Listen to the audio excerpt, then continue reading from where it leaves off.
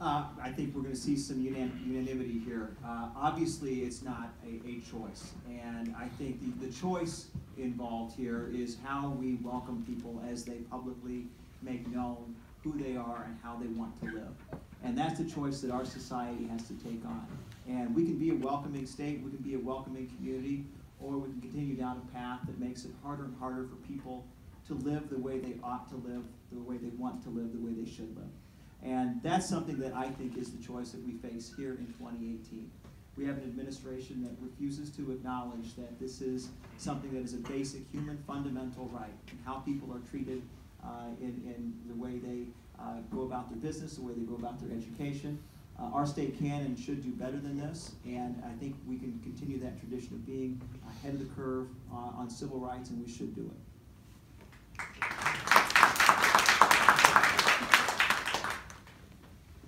I said in my opening remarks that every Iowan deserves to live as they are with equal respect and dignity.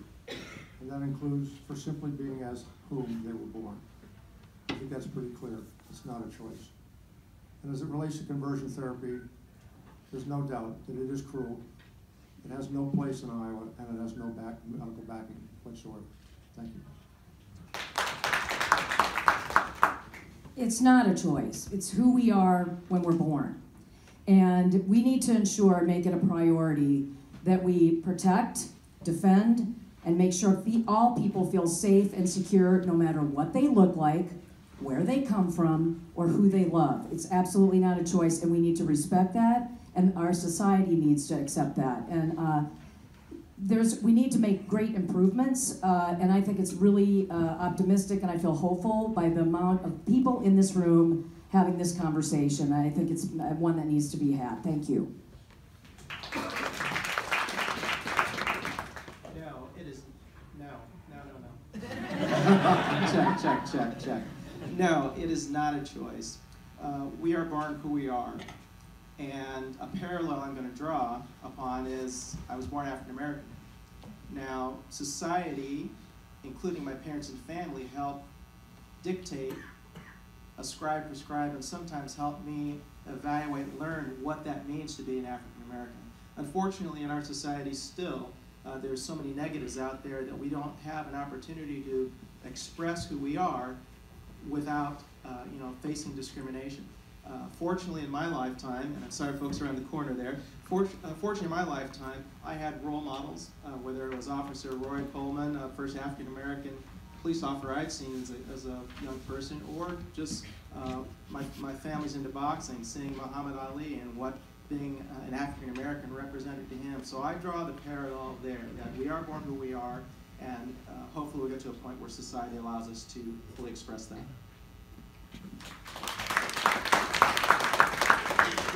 This past fall, 2 trans women filed suit against the Iowa Department of Human Services for its ban on Medicaid coverage for transition-related medical services such as gender-affirming surgery. Will you pledge today to end this ban on Medicaid coverage, and what will you do to expand access to health care for transgender Iowans? And we'll start with Andy. Yes. Can you hear me in the back? Yes. This is a medical treatment for a problem, and not even a problem, for someone's being their best self. And why we would not pay for that when it's a medical procedure is beyond me. So yes, I would absolutely be someone who would stand up for that in our Medicaid services, and frankly, in our private insurances too. We need to have a leader who will stand up and fight for those things, and as a doctor and someone who's spent my whole life in healthcare, I know how to fight for that, and I would fight for that. And we have to think about this privatization that we've done of Medicaid has only made this worse. We need to take this back, take Medicaid back to the state so that the governor can say what we should be paying for when it's medically appropriate. And believe me, as a doctor and someone who looks at the literature, this is medically appropriate, and lets people be the person they are.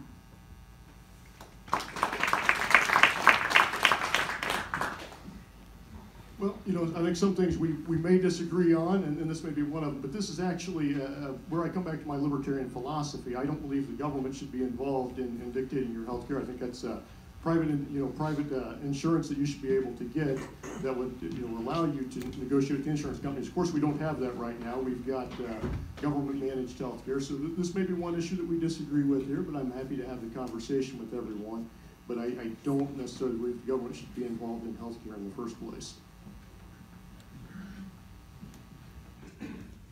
First of all, I applaud Carol and Ari for filing suit because it's so helpful for young people who are facing some or wanting some opportunity for hope that are going to be treated fairly.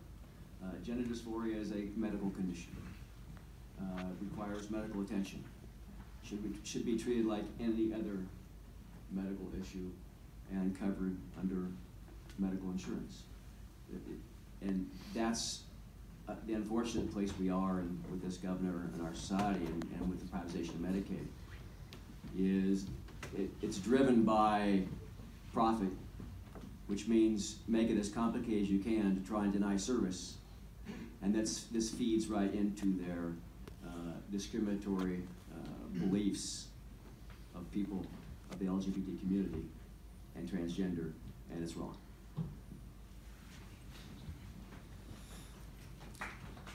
Absolutely wrong. Funding organizations have no role in second-guessing medical providers in terms of what medical procedures are appropriate. It's a matter between a doctor and a patient. In terms of what can be done to improve medical care for GLPT folks, clearly universal coverage. There isn't a whole lot of complication there. That's the most important remedy we can have to improve an awful lot of medical ills, and that is everybody gets covered, a single payer, and nobody gets left behind.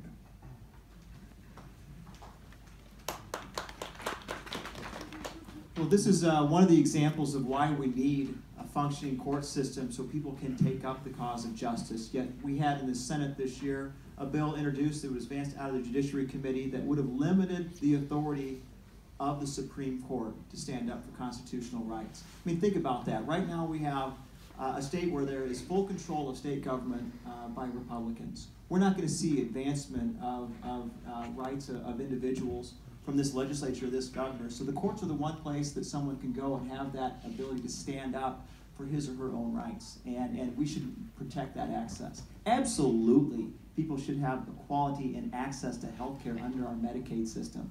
And we should remember, in the condition of the state address this year, Kim Reynolds said specifically, mistakes were made in privatization.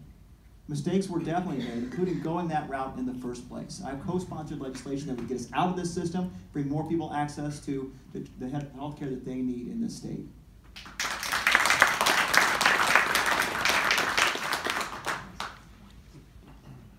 Well, first of all, I think we all should acknowledge that the Reynolds Medicaid privatization is a failure. I mean, patients are having their benefits denied or reduced.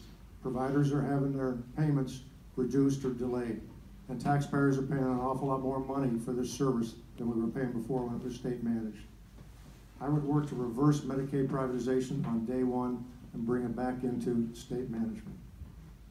As it relates to this particular form of surgery, doctors and patients really should be making this decision. If the doctor determines that it's medically essential for the health of the individual, that should be all that they need to do to decide the day.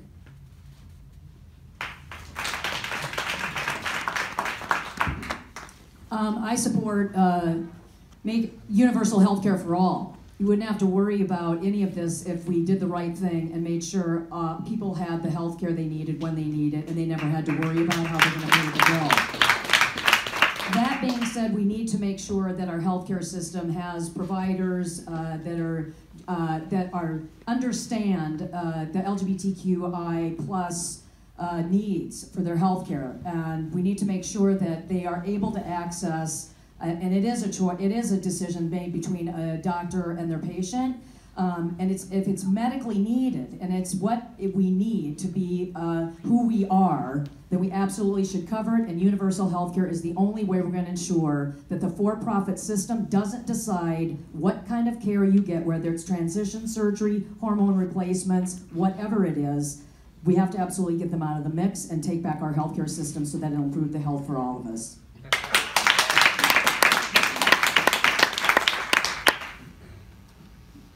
I do support this. I thank them for coming forward with a lawsuit. It's unfortunate that it took a lawsuit in the situation being denied service to to get the procedure done.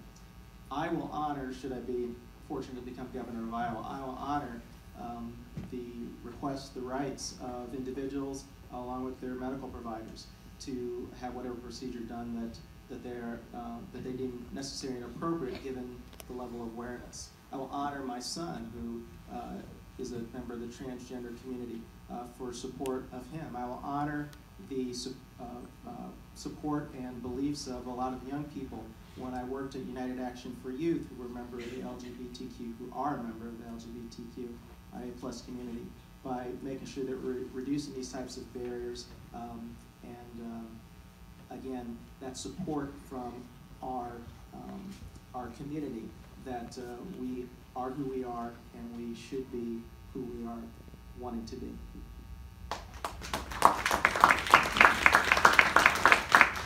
I actually got recommended my current doctor by Keenan Crow from Iowa, and I couldn't be more pleased with what's going on there.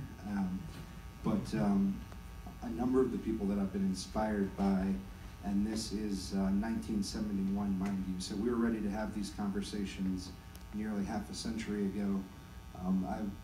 One of our candidates, John Hospers, I actually built some of his thoughts into my medical freedom platform. Sexual orientation, preference, gender, or gender identity should have no impact on the government's treatment of individuals, such as healthcare, marriage, child custody, adoption, immigration, or military service laws. Government does not have the authority to define, license, or restrict personal relationships. Consenting adults should be free to choose their own sexual practices and personal relationships, period. All right, our third question is, conversion, sorry, gone over this a little bit, but just reemphasize again. Conversion therapy is the prehistoric and harmful practice where someone's sexual orientation or gender identity is attempted to be changed through psychotherapy, or what we like to say, abuse. 9 states and the District of Columbia have banned this practice, and several of those states, they were signed by Republican governors and Republican legislatures, so it's a bipartisan issue. As governor, would you support a ban on conversion therapy, and why? And we will start with Jake. I would support a ban on conversion therapy. Individuals, including those that are teenagers, young adults, they have the right to live as they see fit. You can't, and also this is practicing medicine, I think, without a license here at this point. I think Dr. Rowe agrees with me on that. It really is. So the answer is you cannot torture people. You cannot force people to become what you want when it comes to these certain inalienable rights that we all as individuals have, and everyone in this room has. And it would be, you want to ask them, could you use this conversion therapy on just anything? Could they potentially turn that against them?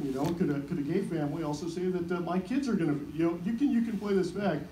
Basically, no one should ever do this.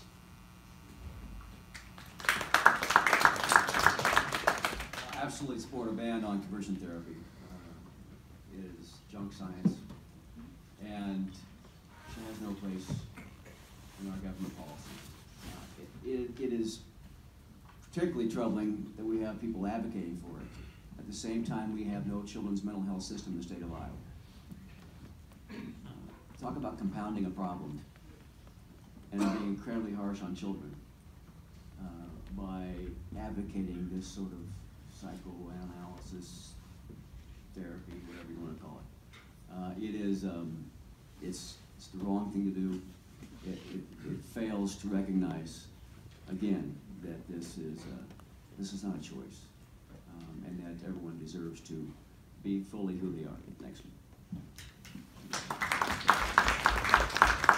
Absolutely in favor of banning and prohibiting conversion therapy, and also strong sanctions to anyone who participates in doing that involuntarily to folks. There are very few things in government where Illinois is ahead of us. They're behind us in so many things, but this is one. They've passed a ban on conversion therapy. I think Washington State, the governor is going to sign that in the next few days. So we're going to have 10 states real soon, and DC.